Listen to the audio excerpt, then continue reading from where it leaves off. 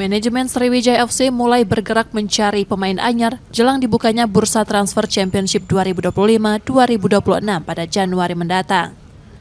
Sejumlah pemain lokal dan asing telah mengajukan lamaran untuk bergabung dengan Laskar Wongkito.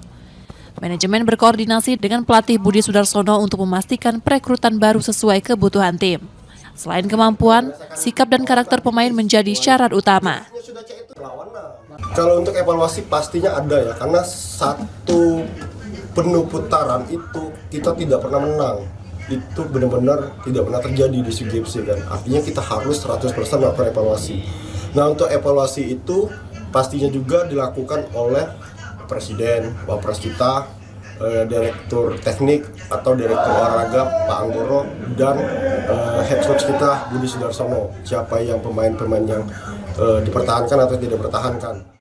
Seleksi ini digelar sebagai bagian dari pembenahan skuad yang masih belum mampu meraih kemenangan musim ini.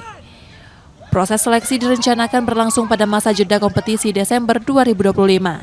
Nur Muhammad, Kompas TV, Palembang, Sumatera Selatan.